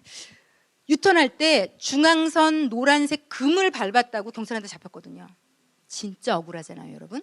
그런데 하나님이 그때 계속 이분의 모든 어길 때마다 경찰이 다 잡게 하셔가지고 근데 이분이 깨달았어요. 아, 하나님이 내가 이런 영역에서 정직하기를 원하시는구나. 정말 그래요. 송기철 장로님이 이제 제가 간증 들을 때 깜짝 놀랐던 게요. 여러분, 예수를 믿는다는 건 어떤 기적을 체험하는 이상한 신비로운 삶만을 얘기하지 않습니다. 정말 삶이 지극히 정상적이고 굉장히 고급스러워져요. 정말 멋있는 사람이 되는 거죠. 누가 시키지 않아도, 누구 때문이 아니라 내 스스로, 내 가치관과 세계관이 남을 유익하게 하는 게 기쁨이 되는, 신기해요. 근데 송기철 장로님이 처음 하나님이 이렇게 막 놀라운 이렇게 쓰시기 전에 대학 교수실 때 어떤 분이 교수니까 우리 책 좀 써주세요, 우리 책 좀 써주세요. 얼마나 많은 출판사에서 책을 갖다 주겠어요. 왜냐하면 그 대학에서 그게 주교제가 되면 얼마나 출판사가 돈을 벌겠어요. 큰 대학인데. 그러니까 막 수도 없이 출판사에서 공짜 책을 주죠. 우리 책 한 번만 보시고 이 책 사달라. 그런데 그 수많은 받은 책 중에 어떤 책이 너무 어떤 한 부분이 괜찮더래요. 그래서 거기 CD가 딸려 있길래 그거 다 컴퓨터에 다운받고 다시 돌려줬다는 거죠. 그런데 하나님이 기도할 때마다 너 그거 불법 아니니? 너 왜 그 책을 네가 사서 쓸 것도 아니면서 그 CD를 불법으로 다운받아서 왜 그거 네 컴퓨터에 저장해놨니? 너 그 사람에게 가서 사실대로 얘기하고 미안하다고 얘기해라. 명색이 교수인데 일개 출판사 직원한테 찾아가서, 하나님이 찾아가서, 여러분, 하나님이 정말 제대로 쓰실 사람은 더 다루십니다. 더 다루십니다. 아직 그러니까 다 이것도 감당할 만큼 다루시니까요. 너무 겁내지 마시고요. 이분은 지금 놀랍도록 하나님이 치유 사역으로 쓰시는 기름 부음 받은 너무 신실한 이 시대의 종이세요. 그렇게 하나님이 쓰시기 전에 그렇게 무섭게 다루셨던 거죠. 요만한 흠 하나 죄 하나 하나님이 간과하지 않는다는 걸 알려주셨던 거죠. 그 출판사 직원에게 그 사무실 찾아가서 사과해라. 하나님 한 번만 봐주시면 안 돼요? 저 다시는 이런 일 안 할 테니까 찾아가서 사과해라. 그래서 하여튼 어디 사무실이 있었대. 거기까지 찾아가서 문 앞에 서서 하나님 정말 너무 창피하고 너무 쪽팔려요. 하나님 정말 저 다시는 저기까지 왔잖아요. 저 한 번만 봐주시면 안 돼요? 네. 그래서 하여튼 근데 하나님께서 그래도 감사하게도 이분이 문고리 딱 잡고 돌리는데 문이 안 열리더래요. 그래서 하나님이 됐다. 다시는 이러한 죄를 범하지 말아라. 여러분, 하나님은 되게 정직하고 공의로우세요. 그래서 그 자녀가 거짓말, 겉모술수, 대충, 대강 아무렇게나 세상에서 사는 거 너무 마음 아파하세요. 이게 한꺼번에 바뀔 수는 없습니다. 모든 사람이. 그러나 조금씩 변하게 돼 있어요. 물들어가게 돼 있어요. 그 선하심에. 제가 제 후배가 있어요. 후배 전도사 친구가 있는데 이 친구는 어릴 때부터 막 아버지가 폭력 쓰고 막 맞고 쫓겨나고 부모님이 이혼하고 부모 없이 고아처럼 떠돌고 막 이렇게 정말 개망난이처럼 살았거든요. 그래서 막 그것 때문에 반항하고 막 깡패로 살고 막 이랬던 아이인데 이 아이가 예수를 만났어요. 그리고는 사역자까지 됐거든요. 그러니까 이 아이가 부모가 키운 아이가 아니고 어릴 때부터 이 집 저 집 떠돌며 막 컸으니까 가정교육이라는 걸 못 받은 아이예요. 그러니까 뭐 침 뱉고 쓰레기 버리고 이런 거는 다반사인 거죠. 참 그렇게 생각해 보면 부모에게서 멀쩡히 큰 애들도 다 그러는 거 보면 참 우리가 가리킬 게 많아요. 근데 이런 가리킴은 사실 아주 어릴 때 다 하셔야 돼요. 벌써 초등학교만 딱 돼도 애들 머리 커져서 엄마 아빠 말 안 듣습니다. 어릴 때 계속 가치관을 가리키셔야 돼요. 옳고 그름에 대해서. 그런데 하여튼 이 친구가 그래서 막 뭐 침 뱉고 쓰레기 버리고 이게 뭐 전도사 돼서도 계속 그렇게 살았던 거죠. 그런데 이제 그날도 쓰레기를 딱 잡고 화장실에서 그냥 버리려고. 근데 그날은 보통 막 길거리에서도 다 버리는 친구, 뭐 먹으면 그냥 바로 아무데나 버리는 친구인데 그날은 이제 쓰레기를 이제 휴지로 손을 닦고는 그 쓰레기를 가지고 저기 쓰레기통이 있길래 이렇게 꼬린시켜 보려고. 농구를 되게 잘하거든요. 그래서 그냥 심심풀이로 딱 던졌는데 통 맞고 딱 떨어진 거죠. 아이 재수 없어 이러고 딱 나가는데 성령님이 이 친구 마음 안에서 주서라 이렇게 말씀하시더래요. 이 친구가 너무 놀란 거죠. 그래서 이 친구가 저한테 얘기해 줬어요. 목사님, 하나님이 제가 아무데나 이렇게 쓰레기를 버리고 하는 걸 안 기뻐하시는 것 같아요. 저에게 분명히 말씀하셨다고, 얘기하셨다고. 그래서 이 친구가 그다음부터 쓰레기 함부로 버리지 않습니다. 그것까지도 하나님은 아시는 분이세요, 여러분. 우리의 삶을 24시간 다 보고 계시다고 생각하셔야 돼요. 이걸 죄책감과 불안으로 받으시라는 게 아니라요. 그래서 그 하나님을 받아 가지게 되면요, 말씀과 기도로 그 하나님으로 거룩하게 되거든요. 그 하나님이 우리를 그렇게 만드세요. 그리고 우리 아이들이요, 그렇게 살고 있는 엄마 아빠를 보면요, 아까 그 엄마처럼 새벽기도, 수요예배, 금요예배 끌고 다니면서 고등학교 아이가 안 일어난다고 매를 때려서 아이를, 그래서 이 아이가 정신적으로요 거의 우울증과 그 막 불안장애, 모든 병을 다 갖고 있더라고요. 36세의 남자가 아무것도 수술할 수 있는 게 없어요. 아이를 병신을 만들어 놓으셨더라고요. 정말 이런 얘기를 들으면요, 그것도 이 교회 내에서 이렇게 키우신 얘기들을 들으면 저는요 여기가 막 너무 무너질 듯 아파요. 하나님은 얼마나 마음 아프셨을까. 교회 가자고 애를 그렇게 상처를 주고 애는 믿음 하나도 없고 아이를 만신창이로 만들어 놓은, 이 도대체 이건 뭘까? 하나님을 어떻게 잡신으로 여기면 이렇게 아이를 망가뜨려 놨을까? 이 아이는 절대로 하나님 믿지 않습니다. 왜? 엄마가 하나님을 무기로 자기를 이렇게 병들게 했거든요. 하나님 때문에 때리고, 하나님 때문에 억압하고, 하나님 때문에 못하게 하고. 그러니까 하나님은 정말 세상에 가장 몹쓸 이상한 분인데 어떻게 그분을 믿겠어요? 여러분들 정말 기도해야 돼로 잔소리하는 엄마, 성경 읽어야 돼로 잔소리하는 엄마, 이건요 어릴 때 훈육은 반드시 필요합니다. 그건 정말 맞습니다. 어릴 때 정말 문설주에 바르고 미간에 바르고 손목에 기호로 삼고 앉았을 때나 일어났을 때나 밖에 있을 때나 안에 있을 때나 가리켜야 돼요, 성경으로. 그러나 그 이후 어느 정도 나이게 되면 죽기 살기로 기도하셔야 됩니다.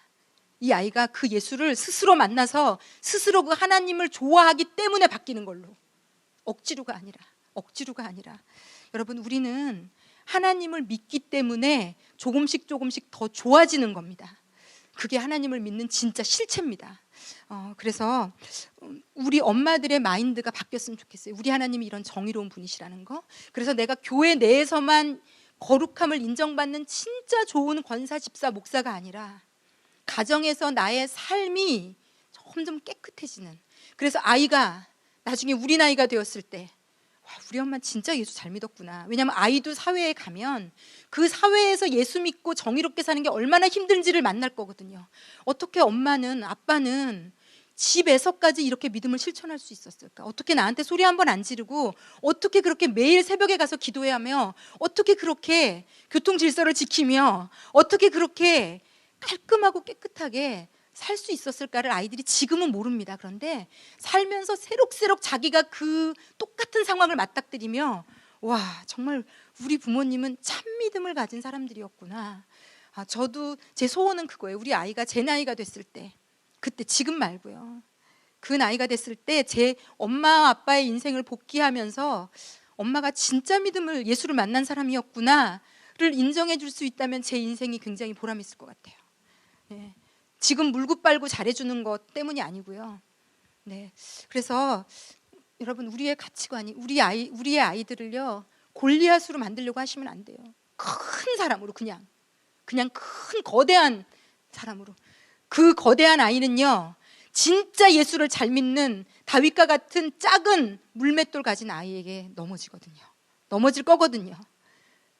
거대한 아이로 키우는데 집중하지 맙시다. 이 아이가 다윗과 같이 작지만 제대로 예수 믿는, 예수하는, 제가 이 책에서 몇 부분을 좀 찾아보고 싶은데요.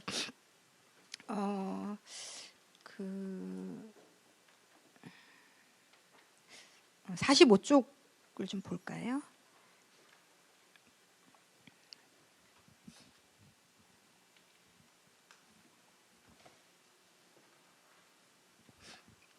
(45쪽) 위에서 두 번째 쪽, 제가 지금까지 설명했던 거 책에서 몇 부분 확인시켜 드릴게요. 서번트 리더십은 자신을 종이나 지원자로 여기고 가장 가치 있는 자원은 사람이라는 것을 인식하고 존중하고 늘 배우려는 태도로 먼저 경청하는 자세를 갖고 있다고 얘기합니다. 또한 설득과 대화로 이를 추진하며, 내가 위에 사람이니까 말 들어가 아닌 설득과 대화로 이를 추진하며 커뮤니티를 형성하도록 지원하고 권한을 위임하고, 나만 그 권한을 휘두르는 게 아니라 내 밑에 사람에게도 주는 거죠. 리더십을 공유하는 것이 서번트 리더가 갖는 특성이라고 했다.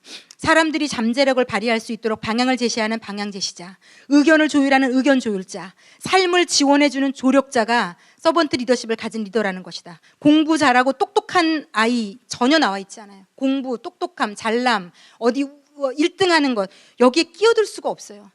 누군가를 세워줄 수 있는 사람, 대화가 될 수 있는 사람, 다른 사람의 잠재력이 뭔지를 발견해 줄 수 있는 사람, 놀라운 일이에요. 이건 진짜요, 예수님을 통해 밖에는 저는 배울 수 없다고 생각해요. 정말 진심으로. 예, 현재로부터 미래에 이르기까지 각 가정의 리더, 교회의 리더, 학교의 리더들은 이제 자신의 것을 주입하고 주장하려는 사울의 갑옷을 벗고 왕의 자리에서 내려와 종의 자세로 자신과 공감대를 이루기 원하는 사람들과 공감하고 소통하며 섬겨야 한다. 네. 그리고 밑에서 하나 둘 셋 넷째 줄요. 사울의 갑옷같이 낡고 무거운 갑옷을 입고는 도전할 수가 없다. 이게 무슨 말인가 하면 다윗이 10대의 소년이고 아주 작은데 2m 90cm랑 싸우려고 하니까 당시 이스라엘의 왕이었던 사울이 자기가 입고 있던 이스라엘에서 가장 좋은 갑옷을 다윗에게 줍니다. 그런데 그 갑옷을 입더니 다윗이 몇 발자국 못 걸어요. 최고로 좋은 갑옷인데. 그리고는 그것을 벗고 원래 자신이 하나님과 늘 입었던 옷 그리고 무기 그걸 가지고 가서 결국은 이기거든요.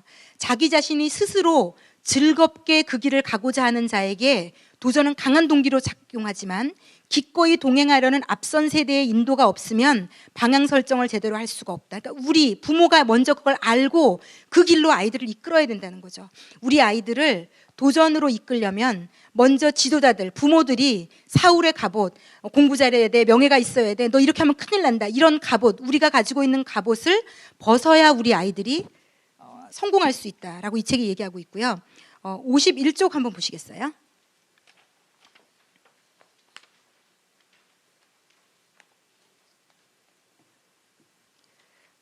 51쪽에 보면요.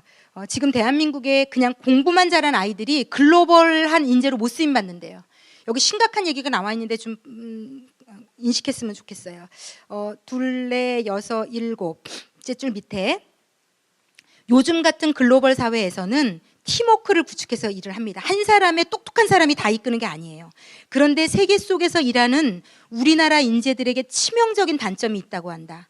업무 성과는 나무랄 데가 없대요. 그런데 다른 사람을 이끄는 인성 능력이나 팀 리더로서의 지휘 능력에 있어서는 심각한 주의가 요구되는 요주의 인물이 된다는 것이다. 영어도 잘하고 공부도 잘하고 나무랄 데 없이 똑똑한데 이 팀 리더로서의 지휘 능력은 심각하다는 거죠. 왜냐하면 이 두 가지가 심각한 겁니다. 그들이 사람을 보는 관점은 딱 두 가지래요. 우리나라에서 똑똑했던 애들이 이제 나가서 일꾼이 될 때 자기처럼 비범한 인재들은 무조건 경쟁자로 봐요. 그래서 쟤는 내가 이겨야 돼. 쟤는 무조건 눌러야 돼. 싸워야 할 적으로 보고요. 같이 일해서 나가야 된다는 생각을 못 한다는 거죠. 근데 더 문제는요. 평범한 사람들은 함부로 무시해도 되는 바보로 본다는 거죠. 그러니까 딱 두 부류로 본다는 거예요. 지만 알고 큰 똑똑하기만 해서 자기만 알고 큰 아이들은 자기와 같은 똑똑한 사람을 만날 때 적으로 봐서 절대로 함께 하지 않습니다. 내가 어떻게 하면 쟤를 눌러서 상사에게 나만 더 인정받을까를 끊임없이 꿈꾸는. 그리고 저는 더 심각한 문제라고 생각해요. 평범하거나 자기보다 못한 사람은 바보로 취급하는 거, 무시하는 거, 사람으로 취급하지 않는 거. 이래서 얘네들이 글로벌한 인재로 못 쓰임 받는다는 거죠. 하나님이 리더로 쓰실 수 없다는 거죠. 그래서 이게 얼마나 무서운 건지 좀 아셔야 되고요. 예, 글로벌 기업에서의 경쟁은 최상의 업무 성과를 내기 위한 협업적 경쟁이라고 한다. 그러나 우리가 생각하는 경쟁은 너를 이기고 내가 앞서야 한다는 상대적인 경쟁인 것이다. 상대적 경쟁이 줄을 세우는 수직적인 것이라면 절대적인 경쟁은 수평적인 것이다. 여기 되게 재미있는 쉬운 예화가 나와 있어요. 아이들이 달리기 경주를 할 때 종종 보게 되는 장면이 있다. 열심히 결승선을 향해 달리던 아이가 다른 아이들이 내 뒤를 얼마나 따라오는지 돌아보다가 넘어지는 경우다. 이게 바로 우리가 늘 이 대한민국에서 주입식으로 받은 상대적인 경쟁입니다. 근데 이걸로는 아무짝에도 쓸모없다는 거예요, 이제는. 그런데 이 예화를 보세요. 너무 감동적이에요. 그런데 어느 학교 운동회에서 특이한 달리기 경주가 열렸다. 6학년 아이들이 출발 신호가 울리자 결승선을 향해 달려나갔는데 어쩐 일인지 결승선을 앞두고 모두 멈추어 서서 가장 뒤떨어진 친구를 응원하고 있었다. 그 친구는 몸이 약해 늘 꼴찌를 하던 아이였다. 기다리던 아이들은 늦게 온 친구의 손을 잡고 나란히 함께 결승선으로 들어왔다. 이것이 절대적인 경쟁의 모습인 것이다. 지금 우리 마인드에 없는 경쟁이에요. 근데 예수 안에 있는 경쟁입니다. 예수 안에 있습니다. 하나님이 얘기하세요. 제가 이 예를 들어드리면 좋겠네요. 제가 그 목사 안수 받을 때 목사도 안수를 받으려면 목사 고시를 봅니다. 그런데 이제 그때 교회가 굉장히 분주한 시즌에 제가 목사 안수를 받았거든요. 너무 교회가 바쁘니까 이 공부를 할 시간이 없는 거예요. 그리고 제가 좀 그런데 욕심이 좀 있으니까 이제 좀 이왕이면 시험을 잘 보고 싶은 욕심이 있잖아요. 그러면 좀 시간을 쪼개가지고 공부를 해야 되는데 너무 교회에 오면 공부를 못해서 이제 집에 가서라도 공부를 해야 되겠다. 그래서 막 책을 바리바리 싸들고 다닐 때인데 그때 이제 저랑 지금 이제 파송돼서 몽골에 갔던 친구인데 그 몽골 친구가 저희 교회에서 예수를 믿게 되고 목사까지 됐었거든요. 근데 제가 안수 받던 그 기수에 같이 안수를 받았어요. 그런데 이 친구가 이 목에 있는 목 밑에서부터 이 척추 쪽이 완전히 문제가 생겨가지고 꼼짝을 못하는, 아파가지고 병원에 갔더니요, 머리를 이렇게 해서 추를 2개를 늘어뜨려가지고, 그러니까 정말 사람이 아무것도 못하고 눈만 깜빡거리고 있더라고요. 그런데 이제 아산병원에 그때 입원해 있었어요. 제가 너무너무 생생히 기억이 나요. 그때 한 일주일 시험이 남았을 때인데 공부를 못 해가지고 너무너무 제가 그 압박감에 시달릴 때예요. 이 초조하고 막 시간이 점점 가는 게 너무 막 불안하고. 그런데 하나님이 집 쪽으로, 저희 집 아산병원, 제가 그때 문정동 살았어요. 이제 집 쪽으로 가고 있으면 하나님이 병원에 가라 이 마음을 주는 거예요. 하나님, 저 너무 공부해야 돼요. 지금 완전히 시험 볼 날 얼마 안 남았는데 공부 하나도 못했어요. 병원에 가라는 거죠. 너랑 같이 시험 보고 안수 받아야 되는 사람은 병원에 누워 있는데 집에 가서 혼자 공부할 생각하지 말고 가라는 거예요.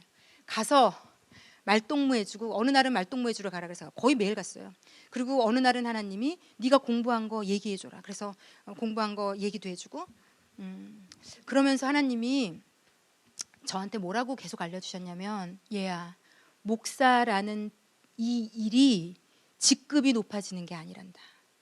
전도사에서 한 단계 더 승진하는 개념으로 알고 있는 저에게 이 목사라는 자리는 희생하는 자리, 헌신하는 자리, 낮아지는 자리야. 그러면서 네가 시험 공부해야 되는 시간에 누군가를 가서 네 시험을 손해보는 한이 있어도 누군가를 도와주고 보살펴주고 섬기는, 지금 네가 하고 있는 게 내가 바라는 목사라는 그 이름에 맞는 모습이야. 너 왜 목사가 되려고 하니? 하나님이 저한테 그때 너무 많이 물으셨어요. 저를 거의 개인 교사처럼 훈련하셨어요. 이게 얼마나 낮아져야 되는 자리인지, 얼마나 네가 자격 없는데 내가 안수를 주는지, 나는 내 뜻을 알아서 내 뜻대로 행하는 사역자가 필요한 거지. 전도사에서 목사로 직급이 올라간다고 생각해서 전도사님들을 우습게 알고 자기 맘대로 부려먹으며 자기 뜻대로 하는 목사가 하나님 원하시지 않는다고. 그래서 제가 그 일주일 동안 매일매일 그 병원을 가며 몸으로 하나님으로부터 배웠어요. 이런 일을, 나를 내려놓고 내 손해를 감수하고 희생하고 헌신하는 게 하나님이 바라는 리더십이구나. 그리고 그런 목사가 되라고 나를 부르셨구나. 네. 저희 남편이 이제 쓰러지고 제가 하나님이 저를 안수를 주셨는데, 그때가 2009년이니까 지금 한 목사 안수 받은 지가 꽤 돼갑니다. 그런데 제가 지금 이 간증을 하다 보니 어떤 면으로 너무 부끄러운 것 같아요. 하나님은 그래서 사역자들을 세우고 계신 거거든요. 그리고 그래서 집사도 세우고 권사도 세우고 장로도 세워서 이렇게 나를 오래 믿은 자들을 세우면 더 많은 사람을 섬기겠지, 더 많은 사람이 아무도 안 하려고 하는 힘든 일을 하겠지. 왜 저 사람은 안 해요가 아니라 하나님 아무도 안 하니까 제가 할게요를 하겠지. 그런데 지금 대한민국 땅 저를 비롯한 너무 많은 직분자들이 그렇게 살지 않거든요. 하나님은 우리가 하나님의 마음을 담기를 원합니다. 무언가를 기계적으로 많이 하기를 원하는 게 아니고 하나님의 이 마음, 종의 마음, 섬기는 마음, 낮아지는 마음, 그 낮아짐 가운데 누리는 자유함과 기쁨, 막 세상과 나는 강고도 없고 하나님이 보여서 남들은 나를 우습게 봐도 저런 똥차를 몰고 다니고. 예전에 제가 반포의 남서울교회를 다녔는데 말씀드렸잖아요. 그때 당시 반포는 정말 유명했어요. 그런데 저희 담임 목사님이셨던 홍정길 목사님, 지금은 그 큰 교회, 대한민국에서 가장 좋은 교회 중에 하나인 교회를 그냥 주시고 미랄 교회라는 장애인 교회로 마지막 가셨거든요. 정말 너무너무 제가 존경하는 분이신데, 그 분이 정말 잘 사는 연예인부터 학식 있고 잘 사는 분들, 뭐 장관급들부터 교회가 다 그런 사람들이었거든요.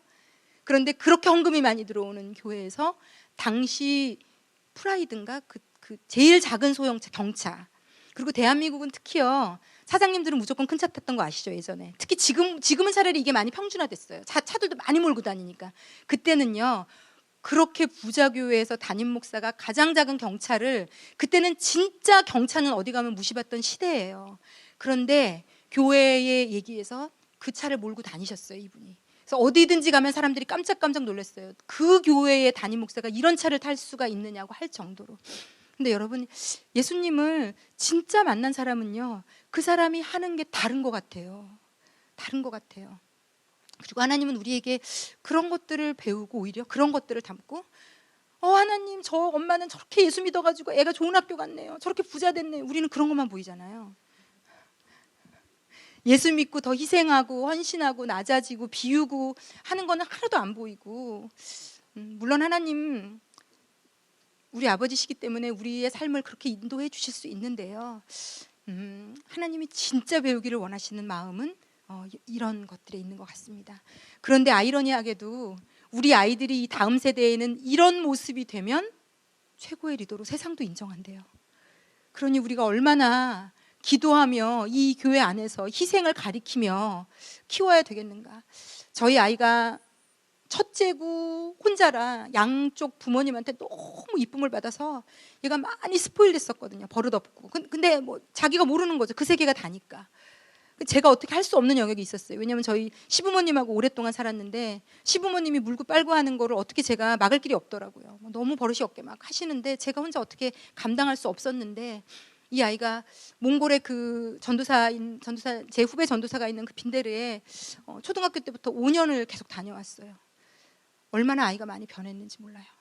남을 보는 시선부터 제가 지금까지 얻은 것 중에 가장 귀한 것을 얻었다고 생각해요. 이 아이가 그 가난한 것이, 못 사는 것이 아직도, 근데 이 아이들이 워낙 요즘 인터넷 TV가 좋은 차, 좋은 뭐 어떤 것들을 너무 노래하고 있기 때문에 많이 물들어져 있는 걸 느낄 때마다 제가 가슴이 아파서 요즘도 계속 기도하거든요. 그게 아무것도 아닌 것을 알게 해달라고. 그런데 어찌되었건 그 제 후배가 자기의 서울대의 그 학위가 아무것도 아님을, 사도 바울이 자기의 모든 능력이 다 배설물임을, 왜냐하면 하나님을 아는 지식이 가장 대단해서, 그거가 어떤 이 세상에서 자기가 누려봤던 좋은 것보다 비교할 수가 없어서, 하나님이 너무 좋아서 그분을 위해서 사는, 제가 우리가 제일 아이들을 잘 키우는 거는요, 그러므로요, 이 아이가 창세 전부터 하나님이 이 아이에게 주신 것이 있어요. 그리고 이 아이가 갈 자리가 있어요. 그걸 하나님이 아세요. 네. 제가 아는 어떤 분은 아이가 공부 정말 잘하거든요. 전교 1, 2등 하는 아이인데 꿈이 현모양처라서 아버지가 많이 실망하고 계세요, 지금. 내가 너를 현모양처로 키우려고 이 돈을 드리는 건 좀 아깝지 않니? 제가 볼 때 실력이나 여러 가지 면에서 너무 아까운데 모르겠어요. 하나님이 이 아이를 뭘로 쓰실지, 거의 신사임당급으로 키우실지 제가 잘 모르겠지만 하여튼 그런데 이 아이만이 할 수 있는 자리가 있어요, 여러분. 이 아이만의 물맷돌이 예수 안에 있어요. 그리고 하나님이 그걸 이미 장착해서 이 아이들을 보내셨어요. 하나님, 세상에 너무 살기가 어려운데 얘가 할 거 있어요. 얘만이 할 수 있는 게 있어요. 아니 정말로요. 우리가 얘는 다윗인데 골리앗으로 키우려고만 안 하면요, 얘를 이상하게 거대하고 비대해서 걷기도 힘든 아이로 만들지만 않으면요, 얘는 그냥 산에서 들에서 하나님 만나면서 자기만의 물맷돌을 가질 수 있게 우리가 방해만 안 하면요. 제가 저를 좀 예로 들어드리고 몇 가지 더 나누고 마칠게요. 제가 저희 아버지 자수성가 하셨거든요. 그러니까 정말 성공, 이거 하나가 우리 아버지를 일으킨 힘이었어요. 그래서 정말 깡촌에서 서울에 올라와가지고 대학 나오시고 성공했어요, 나름. 그래서 반포에서 사셨으니까 저희 아버지 기준으로 보자면, 그리고 모든 친척들 다 올려가지고 당신 공장 회사에서 다 일하게 하면서 대학까지 다 공부시켰어요. 이 저희 아버지 굉장히 프라이드죠. 그러니까 지금 저희 조카, 저랑 사촌들이 다 저희 아버지를 은인으로 생각해요. 왜냐하면 저희 아버지 덕에 다 서울 올라와서 공부하고 먹고 살았거든요. 집안을 일으키신 거죠, 저희 아버지가.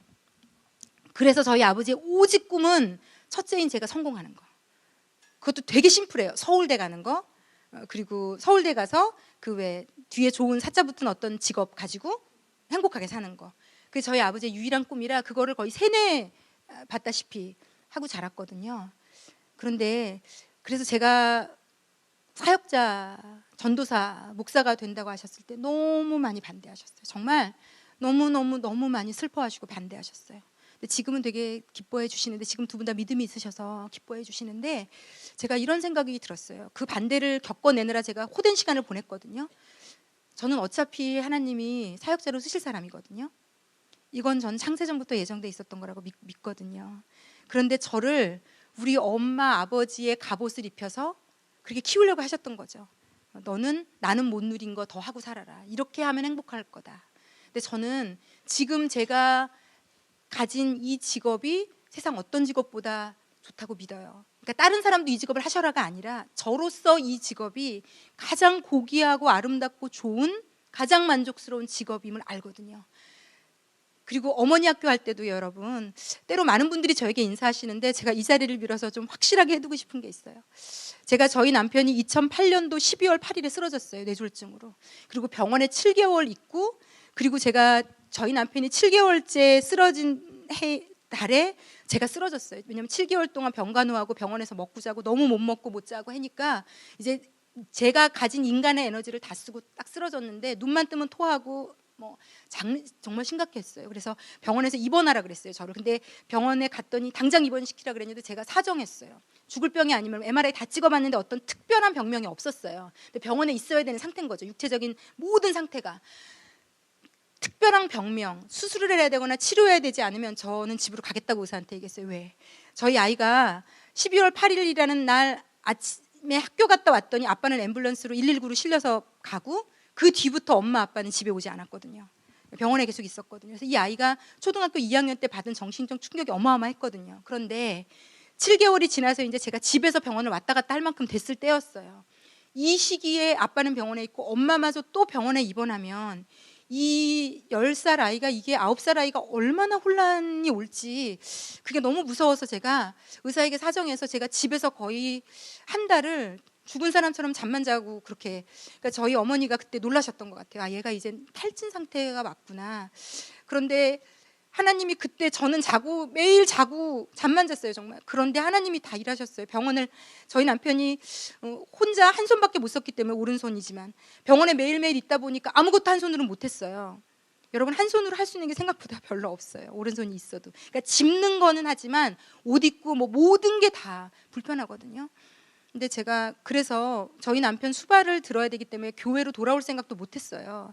그런데 하나님께서, 저는 쓰러져서 제가 그때 그랬어요. 하나님, 저까지 이렇게 쓰러지는 걸 보니 정말 제 사역자 인생은 끝났나 보네요. 이렇게 딱 제가 생각을 했거든요. 그런데 제가 한 달 동안 누워있고 병원을 가봤더니 저희 남편이 제가 없는 한 달 동안 혼자서 한 손으로 밥 먹는 법, 신발 신고 양발 신고 옷 입는 법을 다 배웠더라고요. 제가 매일 해줬기 때문에 본인이 배울 수가 없었던 거죠. 굳이 한 손으로 다 어려우니까. 그런데 제가 없는 시간 동안 다 배우게 하셨고요. 하나님이 저희 어머니에게 말씀하셨나 봐요. 저를 부르더니 이제 네가 교회로 갈 때가 된 것 같다고. 그리고 너랑 너희 남편이랑 석현이는 이제부터 예수 믿고 살아야 되는 것 같다고. 저희 어머니 믿음 그렇게 좋지 않으세요. 그런데 그때 딱 받으셨더라고요.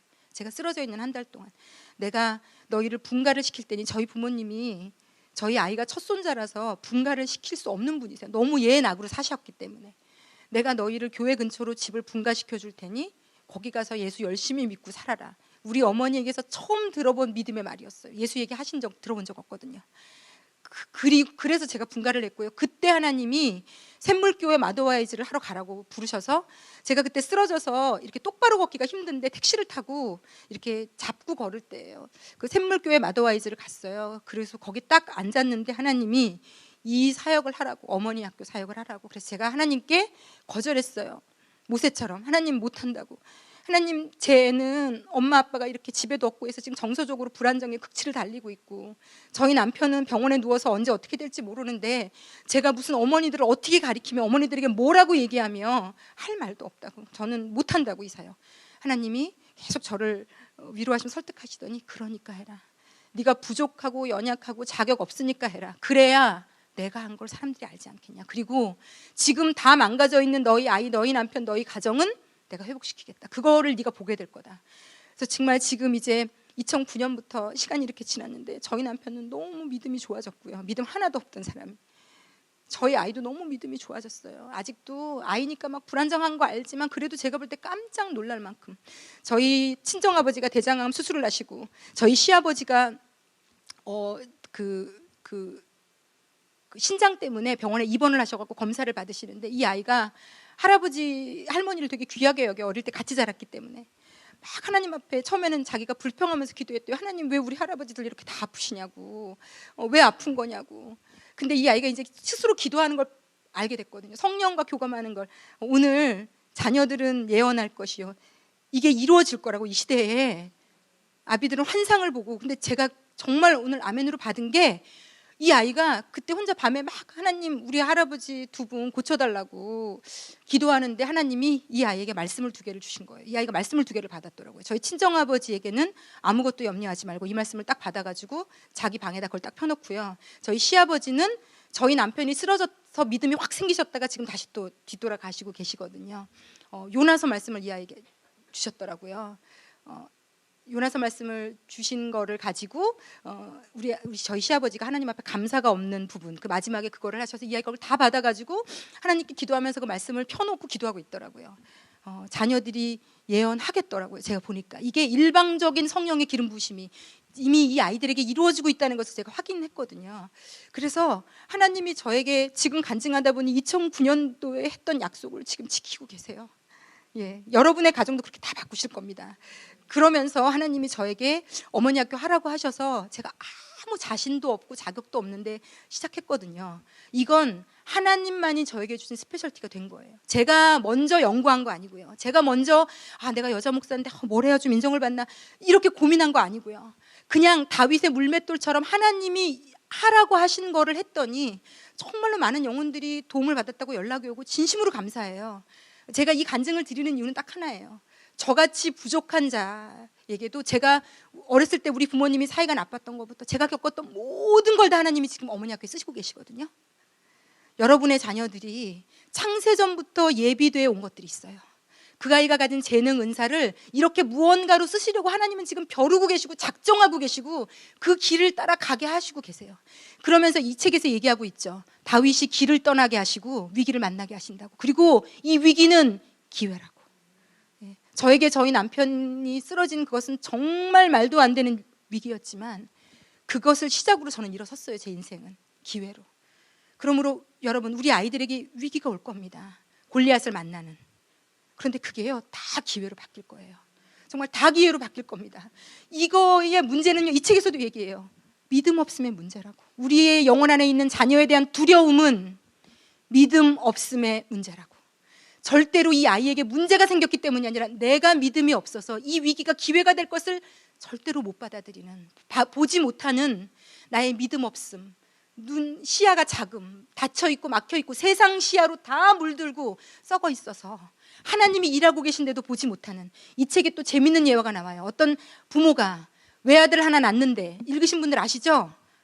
이 아이가 호랑이 내에 물려 죽을 거라고. 그래서 아무데도 내보내지 않고 문 밖을 못 나가게. 우리가 이런 형국은 아닌지 모르겠어요. 그래서 아이 뭘 붙여놨다 그랬죠? 호랑이 사진을, 그림을. 잘 읽으셨네요, 여러분. 위로가 됩니다. 그림을 방에다 붙여놨는데 이 아이가 뭐 답답해서 그랬는지 지금 시간이 막 가서 주먹으로 그냥 벽을 내리쳤는데 이 사진, 그 그림에 거기에 못이 뒤에 있어가지고 이게 박혀가지고 애가 결국은 호랑이 때문에 죽었거든요. 우리의 두려움이 이 아이들을 가둡니다. 우리가 이 미래에 대해서, 세상에 대해서, 아이에 대해서, 아이가 한번 유치원에서 적어오는 글귀 하나에, 학교에서 오는 성적표 하나에 우리가 가지고 있는 이 두려움이 이 아이에게 온 모든 기회를 다 위기와 잘못된 것으로 만들어 이 아이를 길도 떠나지 못하게 만들고 하나님을 만나지도 못하게 만들고 하나님이 주시는 놀랍고 큰 일들, 여러분 무엇을 상상하시는 그 이상으로 하나님이 여러분의 자녀들 키우실 거예요.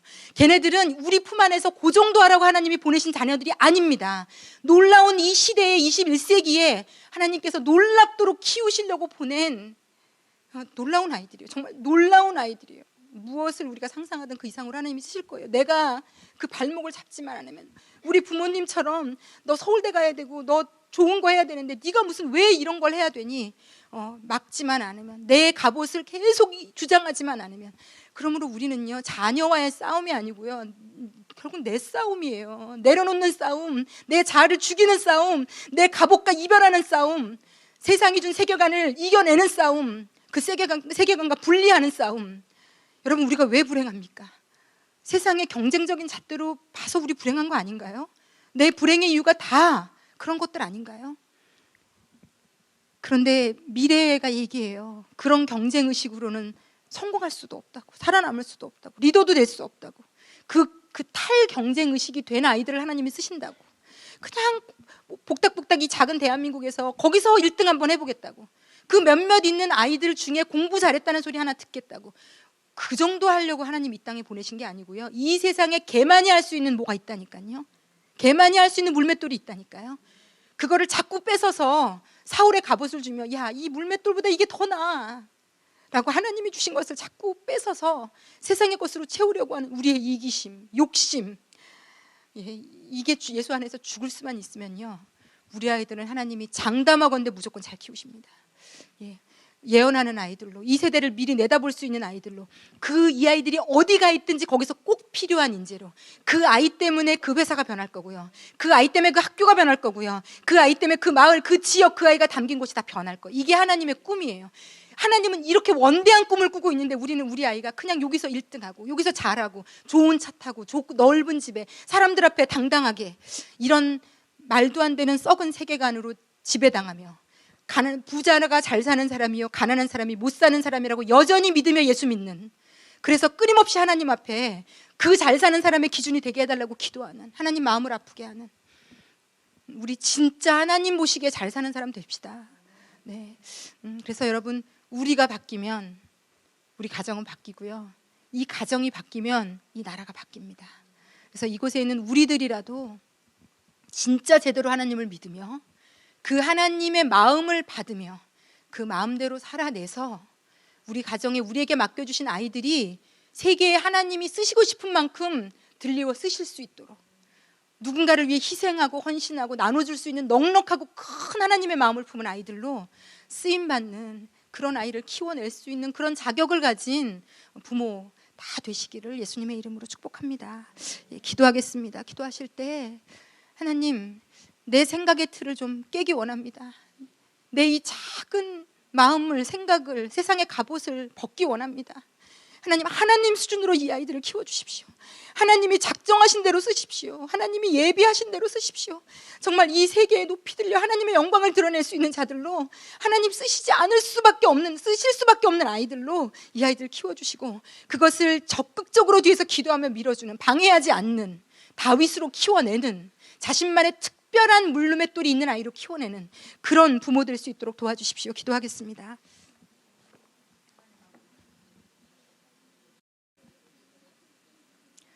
사랑하는 하나님 아버지, 이곳에 있는 모든 어머니들을 만지시옵소서.